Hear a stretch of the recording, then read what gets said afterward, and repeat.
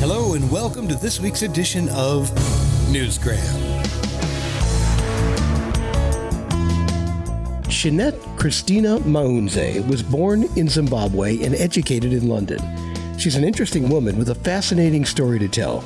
So she did, in her new book, Slaves of the One They Chose to Obey, A Family Torn Apart. This is the true story of her family and how it was destroyed by unscrupulous, ungodly prophecies, false prophets, and witch doctors. It has torn my family apart.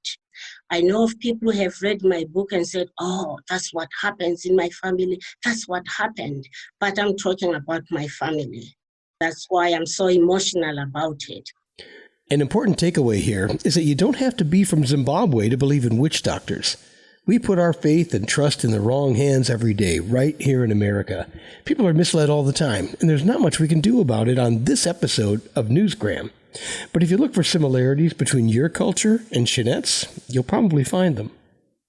Her story is about a once loving family who learned to hate each other enough to hire hitmen to poison each other's children, all in the name of the prophets and witch doctors. Witch doctors, prophets, or diviners, these are people who explain phenomena or misfortunes that happen in families.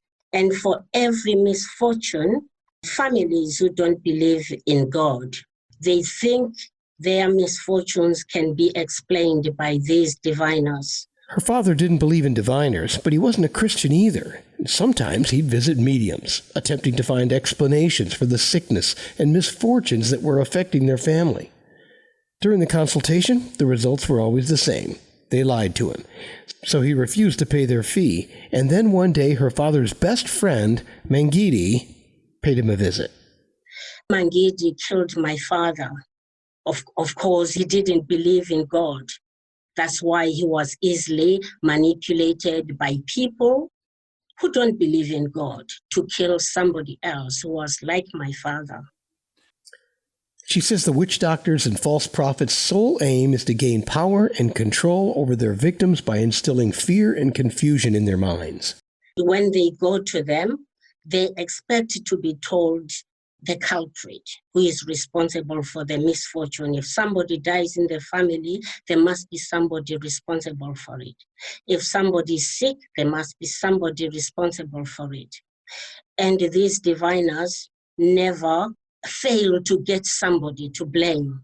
And it's normally somebody with very close within the family. Is the brother, is the aunt, is the sister who is responsible. And this has torn families apart.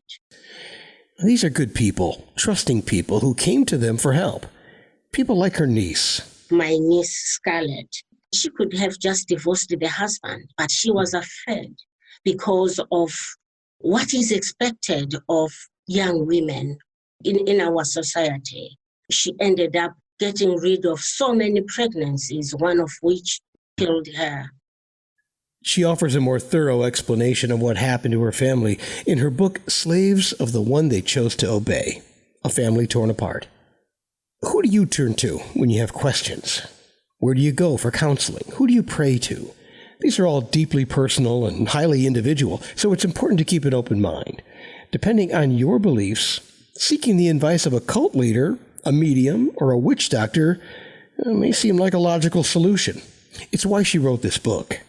People have got to know what is happening. I know nobody wants to talk about these witch doctors, prophets, in case you get a curse. That's what people think. I said people have got to know what is happening in families. And a great way to spread the word is by writing a book. Now that that's done, let's lighten things up a little bit. One thing I thought was interesting was the Zimbabwe equivalent of bar hopping. Shinete calls them beer parties. There are two types of beer parties. There are beer parties which are organized in order to fundraise. They sell all sorts of things, beers, even sweets. And then there are some where they are organized in order to get help from the neighbors. So you can brew beer and call the neighbors from the next village, from your village. They come and help you with the harvest. And you have to provide food for them, beer for them, and they help you out. A community working together for the enjoyment of beer. A beer party sounds pretty good right now.